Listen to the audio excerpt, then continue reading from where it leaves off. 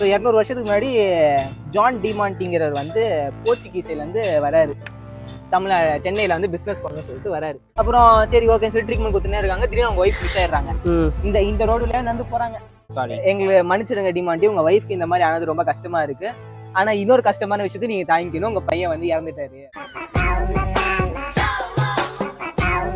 Welcome to short food vlog. Welcome to short food vlog. நம்ம இன்னைக்கு வந்திருக்கிற இடம் எங்கன்னா டிமாண்டி காலனி. இல்ல வரும்போதே நம்ம பசங்க நிறைய விஷயத்தை ஃபேஸ் பண்ணிட்டு வந்திருக்காங்க. நாங்க ஒரு ஃபேஸ் பண்ணிட்டு வந்தோம். நாங்க கிளியரா வந்துட்டோம். ஆனா ஒரே போனோட கிராஸ் ஆச்சு. அப்போ நினைச்சேன் நாங்க அது கட்ட வண்டி ஏத்தலாம் போல, அது எங்கேயோ கிராஸ் ஆச்சு. அதாவது ஒரு 50 மீட்டர்ஸ் இருக்கும், அவ்வளவு கிராஸ் ஆச்சு. அதனால வந்து நீங்க வரும்போது என்னடா பாத்துட்டு ஒருத்தங்க கூட பெட்ரோல் போடும்போது பிரச்சனை பண்ணிருக்கான். பெட்ரோல் போது பண்ணிருக்காங்க. அப்படியா? எல்லா பிரச்சனையா தாண்டி தான் வந்திருக்கானுங்க. ஒரு வழியே நீங்க நினைக்கிற மாதிரி டிமாண்டி கிடையாது. இது ஒரு எக்ஸ்ட்ரீம் சும்மாங்க. ஆனா அது ஒரே ஒரு மட்டும் தான் பழைய வீடு. வரும்போது இவங்களுக்கு இந்த வீட்டுனால பிரச்சனை இல்ல, அங்க நிக்கிறான் பாருங்க, அவனாலதான் பிரச்சனை, யாருமே இல்ல.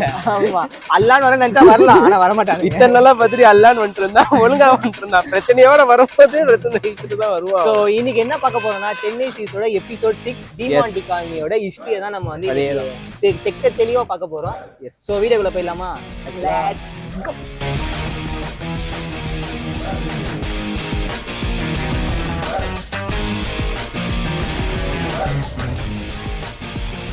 ஓகே गाइस, ஃபுல்லா கன்ஸ்ட்ரக்ஷன் வர்க் கொட்டிட்டு இருக்காங்க. ஃபுல்லா டொங்கு சவுண்ட் இருக்கு. நம்ம ஹிஸ்டரி போயிடலாம். நேரா ஹிஸ்டரியே போயிடலாம்.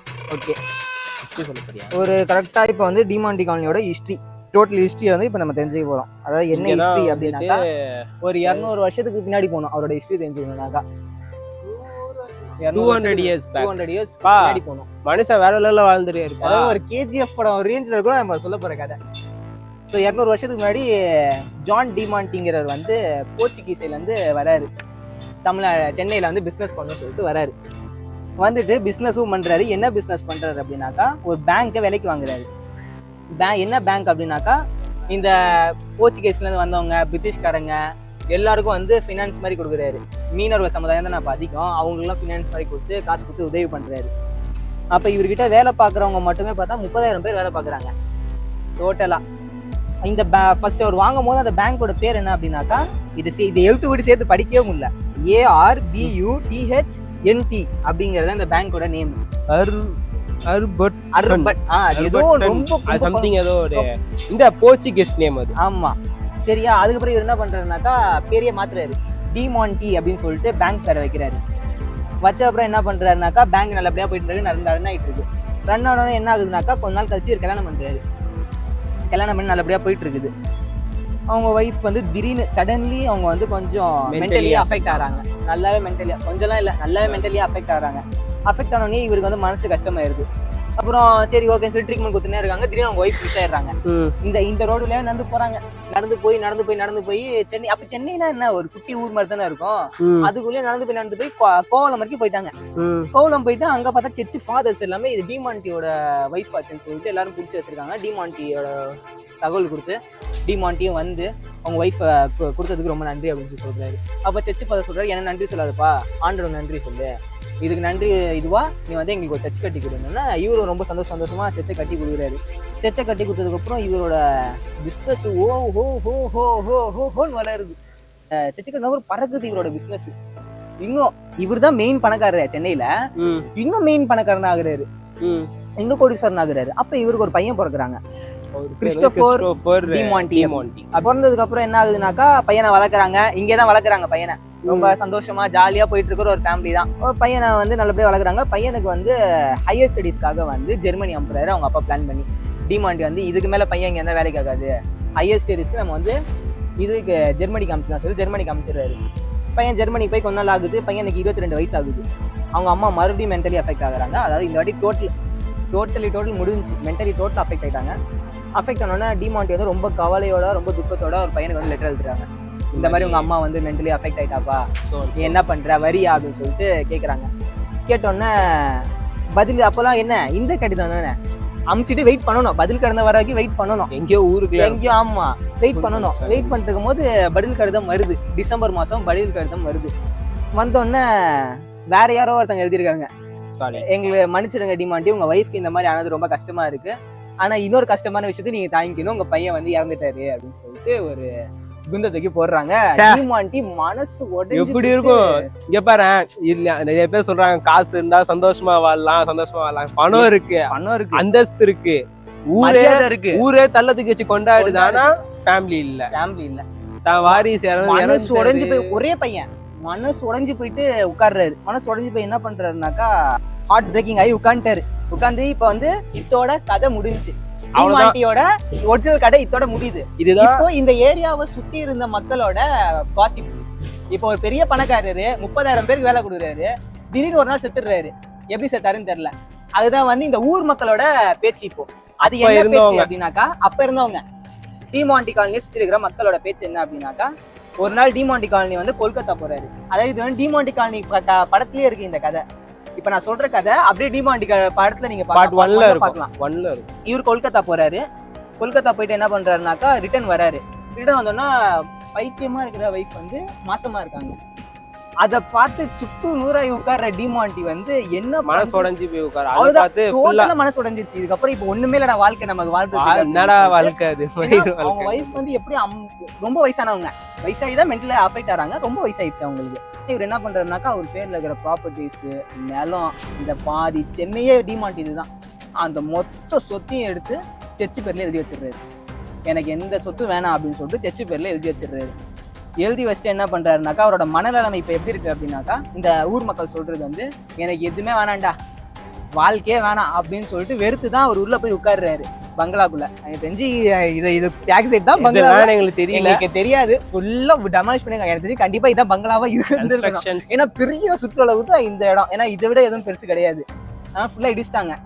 மனசு உடைஞ்சு போய் உட்கார டிமாண்டி என்ன பண்றாருனாக்கா, ஒரு நாள் அவனும் அழிஞ்சான், இந்த டிமாண்டியும் அழிஞ்சது. இந்த கேஜிஎஃப் பத்தி சொல்லுவாங்க பேரு, கேஜிஎஃப்பும் அழிஞ்சது, ராக்கியும் அழிஞ்சான், அந்த மாதிரி வந்து டிமாண்டி ஒரு வைஃபும் இறந்துட்டாங்க. இந்த டிமாண்டியை சுத்தி இருந்த மக்களும் இறந்துட்டாங்க. ஆயிடுச்சு. எப்படி இறந்தாங்க அப்படின்னாக்கா கேஸ் வெடிச்சு இறந்துச்சுன்னு சொல்லி பப்ளிக் காசிப். ஆனா என்ன ஆச்சுங்கிறது இன்ன வரைக்கும் யாரும் ஒரு அறிவு, அது என்ன சொல்றது, கன்ஃபார்மா இப்படிதான் ஆச்சு அப்படிங்கிறதுக்கு ஒரு இதுவுமே இல்ல. யாராலையும் இது வரைக்கும் ஆதாரப்பூர்வமாக யாராலும் நிரூபிக்கப்பட முடியல. சோ டிமாண்டி காலனி எதுவுமே இல்ல. அதாவது ஒரு சூப்பர் கதை. அதாவது கேஜிஎஃப் படம் பார்த்திருப்போம், ஆனா உண்மையில வந்து டிமாண்டி தான். இங்க என்ன உனக்கு வேணும்? இப்போ உனக்கு இங்க டோட்டல் டெமாலிஷ் பண்ணி உனக்கு இப்ப என்ன வேணும்ங்கற நான் காட்டுறேன் வாட்டத்தை.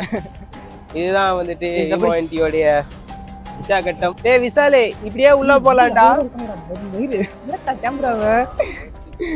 உள்ள ஆளுங்களா இருக்காங்க. அவங்க வந்து இந்த காலங்கள்ல வேலை பாக்குறாங்கன்னு நினைக்கிறேன். ஃபுல்லா வேஸ்ட் பொருளை எடுத்து கிளீன் பண்ணிட்டு இருக்காங்க. அதான் இது ஒன்னே ஒண்ணு பழைய பில்டிங், வேற எதுவுமே கிடையாது. இங்க வந்து இன்னொரு இடம் இருக்கு, அது ஃபுல்லா கார் பார்க்கிங்கா ஆக்கிட்டாங்க. ஆக்சுவலி வந்து இது வந்து டிமாண்டி காலனி, டிமன் காலனின்னு சொல்லிட்டு ஒண்ணு இருக்கு. டிமாண்டி காலனின்னு சொல்லிட்டு ஒண்ணு இருக்குது. அதுக்கு போலாம். இப்போ அங்க வந்து ஃபுல்லா கார், அங்க ஃபுல்லா கார் ஷெட் தான். ஆனா காம்பவுண்ட்லாம் அப்படியே இருக்கு. இந்த மாதிரி பழைய காம்பவுண்ட்லாம் அப்படியே இருக்கு. ஆனா ஃபுல்லா கார் ஷெட் ஆக்கிட்டாங்க. இந்த மாதிரி போட்டு ஷீட் போட்டுலாம் மறைக்கல. சோ அதுக்கு நைட்டுக்கு மேல தாங்க பேயெல்லாம் இதுவாங்க எல்லாத்தோம். நாங்க மதியானத்துல வந்து ஆனா இது வந்து உண்மையிலே எக்ஸ் டிமாண்டியா ஆயிருச்சு. இதுக்கு மேல இங்க பேய் பிசாசு, ஏன்னா தமிழ்நாடு கவர்மெண்ட் டேக் ஓவர் பண்ணி ஃபுல்லா ஃபிளாட்ஸ் கட்ட ஆரம்பிச்சிட்டாங்க.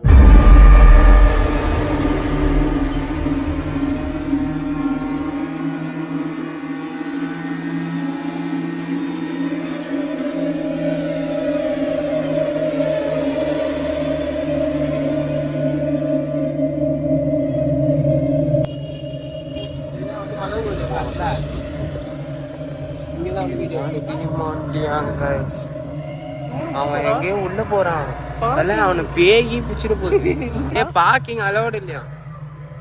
இந்த பார்க்கிங் அலௌட் இல்லடா லூசு பேல. பாருங்க பார்க்கிங்கே ஒரு மாதிரி டிகிலா இருக்கு. காஞ்சனா கிரவுண்ட் மாதிரி இருக்கு. இல்ல பயங்கரமா இருக்குல்ல. அப்ப அந்த கார்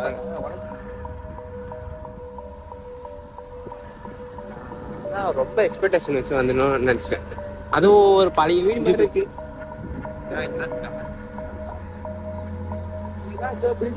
ரெண்டு பக்கமே ஆக்கி விட்டாங்க. ரொம்ப ஹாண்டடா இந்த ஏரியா, லைட் ஹாண்டட். ஆனா அந்த கார் அங்க போதும். யாராச்சும் கேட்க போறாங்க நெட்டு போட்டு போறாங்க என்ன பிரச்சனை அவங்க மூலமா எங்கடா இது இப்பதான் வராங்களேவா காமிச்சிட்டோம் இது டி மேண்டி டி மேண்டி டி மேண்டி டி மாண்டிங்கிறது டி ஈன்னு வரும், இங்க டி ஐன்னு வருது. ஸோ ஒன்றும் பெரிய டிஃபரன்ஸ். இங்கதான் வந்து மதங்கோரி அண்ணா வந்து வீடியோ எடுத்து போடுவாப்புல அவரு.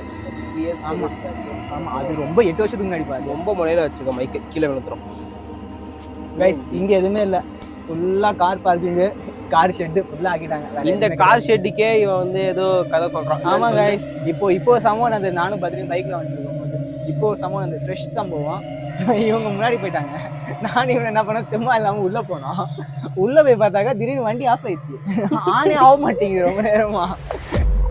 மறுபடியும் எப்படியோ ஆன் பண்ணி கிளச்செல்லாம் மாத்தி மறுபடியும் ஆன் பண்ணிட்டு வந்தான். அவன் பதறிட்டான், அவன் மேல என்ன ஒரே சகனமே சரியில்லையே காலில இருந்து அப்படின்னு. கேமராலாம் இருக்காங்க பாரு சிசிடிவில. ஐயோ நம்ம உள்ள போயிட்டு தேவையில்லாம சம்பவம் எடுத்துட்டு.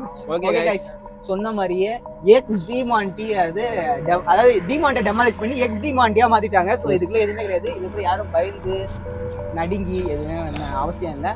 நீங்க எங்க டிமாண்டியோட சிலை, அதாவது டிமாண்டியோட பங்களா எங்க இருந்துச்சுன்னா நமக்கு தெரியாது. ஆனா இப்ப நம்ம வரும்போது ஒரு வீடு கட்டிட்டு இருந்தாங்கல்ல, அதுதான் டிமாண்டியோட பங்களாவா இருக்கும் நினைக்கிறேன். ஏன்னா ரொம்ப பெருசு இருந்துப்பாங்க, இது பங்களாவும் பெருசு, அந்த இடமும் நல்லா பெருசா இருக்கு. ஸோ அதுவா தான் இருக்கும் நான் நம்புறேன். இங்க எங்கேயோ ஸ்டாச்சு வச்சிருக்காங்க. ஆமா, டிமாண்டியோட ஸ்டாச்சு இருந்துச்சு. அவர் எப்ப இறந்தாரு, அதான் எங்க இருக்கு ரூட் மேப் படவே டிமாண்டின்னு வருது. அல்ல அந்த போட்டோ எடுத்து அது எங்க இந்த இடம் தான், அந்த போனோம்னா இந்த இடம் அதுதான் டிமாண்டி. ஆனா வந்து இப்போ வரைக்குமே அவர் ஸ்டாச்சு வச்சிருக்காங்க, அவரோட நினைவு சின்ன மாதிரி வச்சிருக்காங்க. எப்ப இறந்தாரு எது எதுன்னு சொல்லிட்டு அந்த போட்டோ நாங்க ஆட் பண்ண பாக்குறோம். முடிஞ்ச ஒரு போட்டோ நாங்க கீழே ஆட் பண்றோம். அவரோட போட்டோ ஆட் பண்றோம், அந்த எப்ப அந்த சிலையோட போட்டோ நான் ஆட் பண்றேன். ஆனா அவரோட பாடியும் கிடைக்கல, எனக்கு அதுதான் எதுவுமே கிடைக்கல. அப்படி ஒருத்தர் இருந்தாராங்கிறதுக்கு அடையாளமே வந்து இந்த டிமாண்டியோட அந்த கதை தான். பிளஸ் வந்து என்ன சொல்றது, ஏரியா அவ்வளவு ஏரியா வேற எதுவுமே கிடையாது.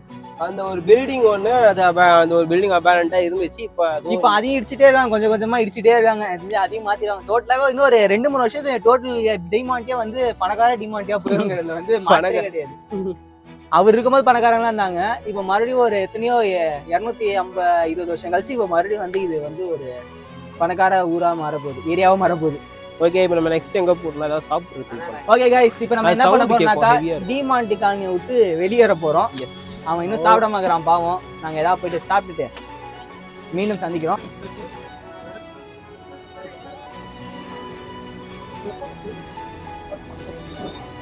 ஓகே கைஸ், நாங்க வந்து வீடியோ எண்ட் பண்றோம். வாய்ஸ் எந்த அளவுக்கு கேட்கும் தெரியல, மைக் வந்து பேக்ல இருக்கு. ஸோ உங்க எல்லாரையும் வந்து செகண்ட் எபிசோட்ல சந்திக்கிறேன். இப்போ அதுதான் போயிட்டு இருக்கோம். உங்க எல்லாரும் செகண்ட் எபிசோட் சந்திக்கிறேன்.